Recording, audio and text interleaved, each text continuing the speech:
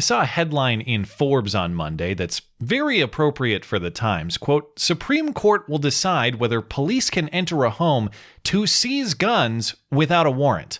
No would be the short answer on that one. There are several pieces of plain text against that sort of thing. It's like unconstitutional action is some new Olympic sport and they're going for the record. Maybe they'll redecorate your home to quarter troops while they're at it. None of this is any fringe gray area. This is all core Bill of Rights concepts. That said, the last year has had no shortage of giving plain constitutional no's a second look and a fair shake.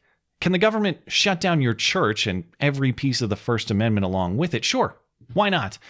Can the government shut down your business and seize your property with no more due process than a governor's whim? There are ways, apparently.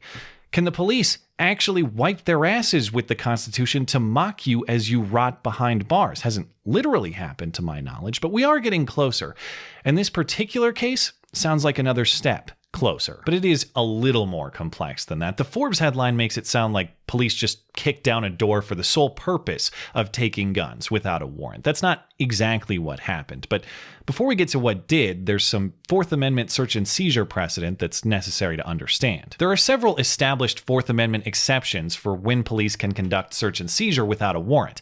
There's the plain view doctrine. Let's say you just leave a bloody knife on your car dashboard on the street, for example. Police can take a look at that if they see it in passing. There's search incident to arrest. Assuming you're being lawfully arrested, police have a safety interest to search your person and the immediate area under your control.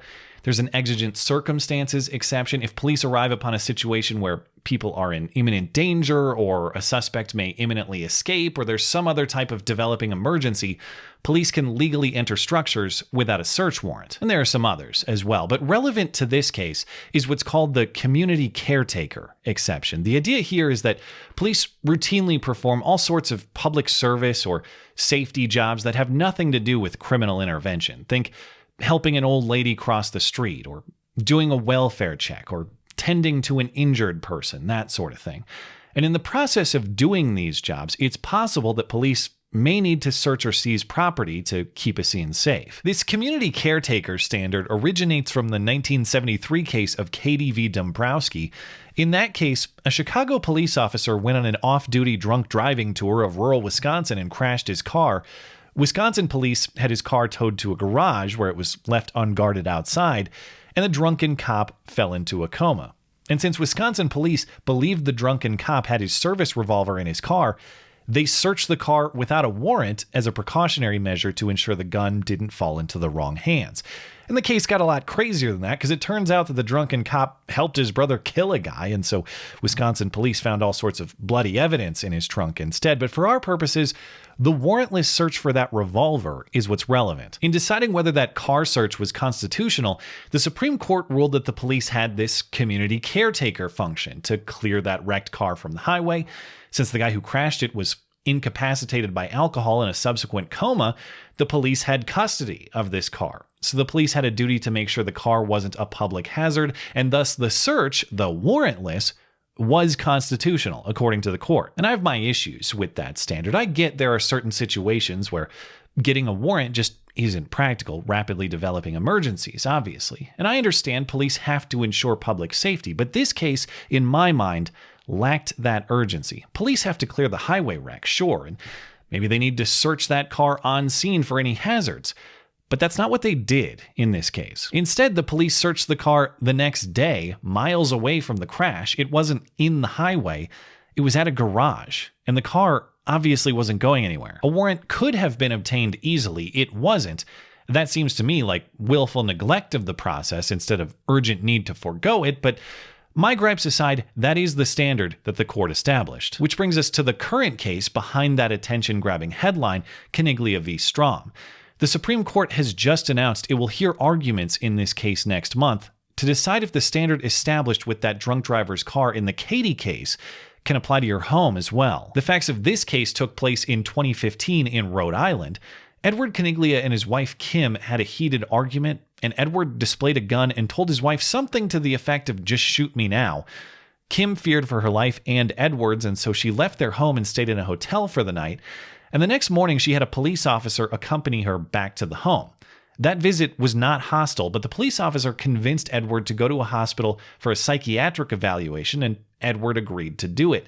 After Edward left, the police officer stuck around the home and seized 2 of Edward's handguns after Edward's wife showed the officer where they were located, a move to which Edward never consented.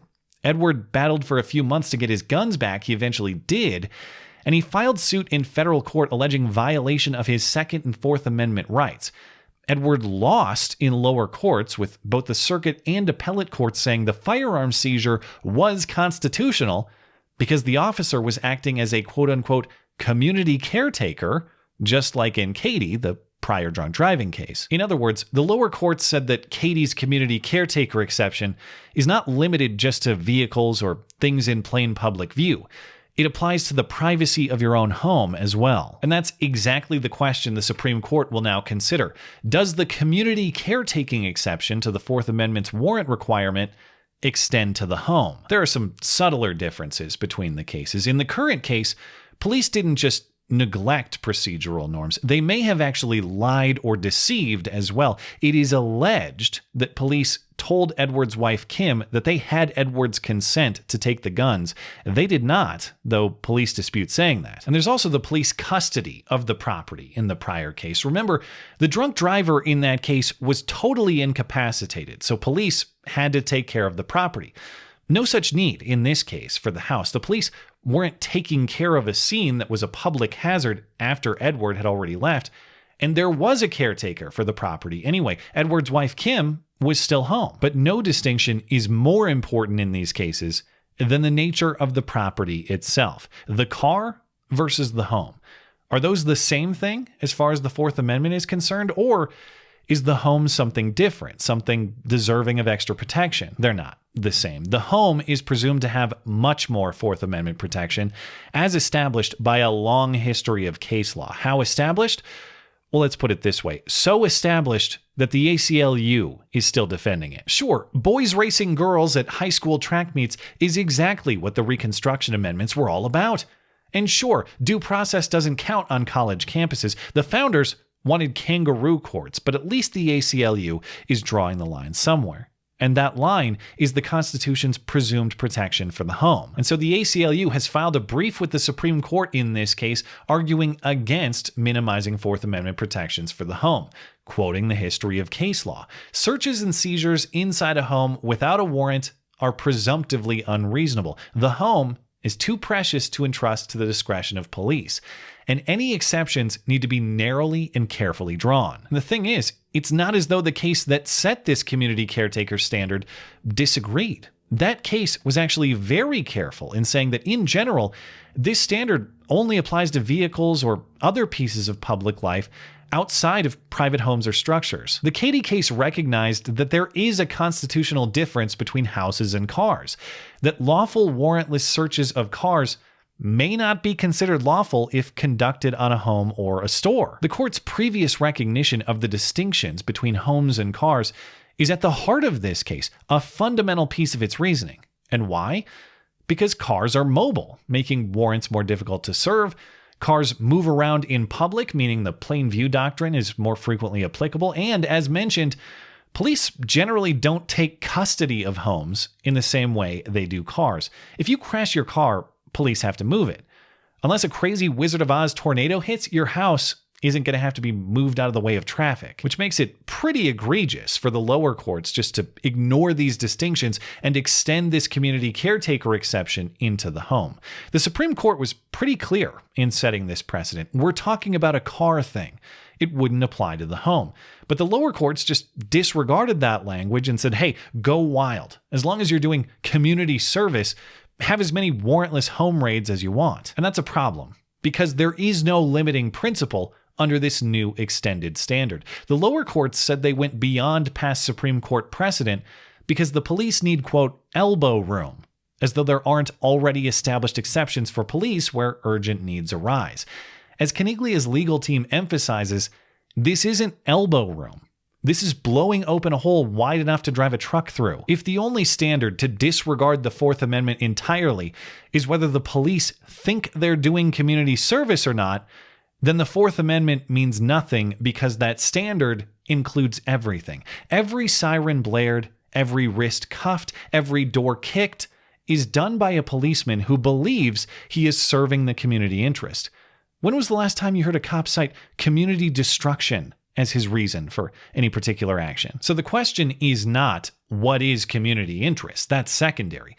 The question is, what is paramount? Community interest or individual rights? And nothing about this country's philosophical foundation or the Constitution is about serving communal good at the expense of the individual. It's about protecting individual rights first and foremost, because doing that builds good communities as a result. The case is set to be argued March 24th. I'd like to think there's a reason the Supreme Court decided to hear this case, and it's to smack down these precedent-ditching lower courts. Maybe we'll even see a flash of those laser eyes that the memes had been forecasting, but never really engaged. I would hope that the reason to hear this case is to clarify precedent so that lower courts aren't stretching the Fourth Amendment into meaninglessness anymore. But counting on laser beams hasn't been a great strategy lately, so, hope for the best, but prepare for the worst. In the meantime, maybe I'll narrow some of the doorways in my house so that those giant police elbows have just a little bit more trouble fitting through. Thanks as always for listening and for supporting this channel. Always appreciate that thoughtful discussion down below, and especially over on Minds, that is at ML Christiansen. You're always welcome to coming out and chat in my live streams. Those are linked down in the description. Looking forward to it. Goodbye.